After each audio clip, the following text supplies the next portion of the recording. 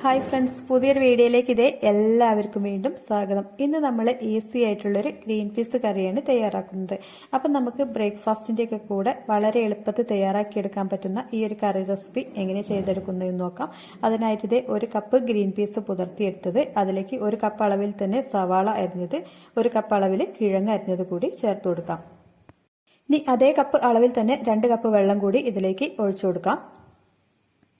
ഈ കറിയിലേക്ക് ആവശ്യമായിട്ടുള്ള മഞ്ഞൾപ്പൊടി, പാകത്തിനുള്ള ഉപ്പ്, 1 സ്പൂൺ വെളിച്ചെണ്ണ ചേർത്ത് മിക്സ് ആക്കിയ ശേഷം 2 വിസിൽ അടുപ്പിച്ചെടുക്കാം. ഗ്രീൻ പീസ് ഒന്ന് വെന്ത് വരുന്ന സമയത്തേക്ക് നമുക്ക് ഇതിലേക്കുള്ള അരപ്പ് തയ്യാറാക്കിയെടുക്കാം. അതിനായിട്ട് 1 കപ്പ് തേങ്ങയാണ് എടുത്തിട്ടുള്ളത്. അത് മിക്സിയുടെ ജാറിലേക്ക് ഇട്ട് കൊടുക്കാം.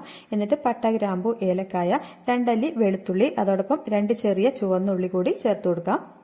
ഇനി ഇതിലേക്ക് എരിവിന് ആവശ്യമായിട്ട് 2 പച്ചമുളക്, അതോടൊപ്പം 1/2 ടീസ്പൂൺ പെരിഞ്ജീരകം പൊടിച്ചതാണ് ചേർത്ത് കൊടുക്കുന്നത്. 2 തണ്ട് കറിവേപ്പില കൂടി ചേർത്ത് കൊടുക്കാം. എന്നിട്ട് പാകത്തിന് വെള്ളം ഒഴിച്ച് ഇത് നന്നായിട്ടൊന്ന് അരച്ചെടുക്കാം. അരപ്പ് ഇവിടെ റെഡി ആയിട്ടുണ്ട്. ഇനി ഇത് കറിയിലേക്ക് ചേർത്ത് കൊടുക്കാം. ഗ്രീൻ പീസ് പാകത്തിന് വെന്ത് വന്നിട്ടുണ്ട്. ഇനി വേണമെങ്കിൽ ഇതിലെ കിഴങ്ങൊന്ന് ചെറുതായിട്ട് ഉടച്ചു കൊടുക്കാം. എന്നിട്ട് ഇതിലേക്ക് അരപ്പ് ചേർത്ത് കൊടുക്കാം. അപ്പോൾ നമ്മൾ അധികം എണ്ണയൊന്നും ഒഴിച്ച് വഴറ്റിയെടുക്കാതെ വളരെ എളുപ്പത്തിൽ തയ്യാറാക്കാൻ പറ്റുന്ന നല്ല ടേസ്റ്റി ആയിട്ടുള്ള ഒരു ഗ്രീൻ പീസ് കറി റെസിപ്പിയാണിത്.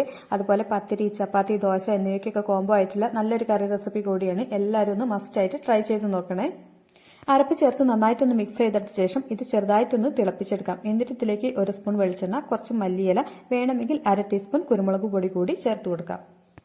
അപ്പോൾ ഇത് സിമ്പിൾ ആൻഡ് ടേസ്റ്റി ആയിട്ടുള്ള ഗ്രീൻ പീസ് കറി എല്ലാവരും ഒന്ന് ട്രൈ ചെയ്ത് നോക്കുക. എന്നിട്ട് ഫീഡ്ബാക്ക് അറിയിക്കുക. അതോടൊപ്പം വീഡിയോ ഇഷ്ടമായാൽ ലൈക്ക് ചെയ്യുക. ചാനലും കൂടി മറക്കാതെ ഒന്ന് സബ്സ്ക്രൈബ് ചെയ്ത് സപ്പോർട്ട് ചെയ്യണേ. മറ്റൊരു റെസിപ്പി ആയിട്ട് വീണ്ടും വരാം. Thanks for watching.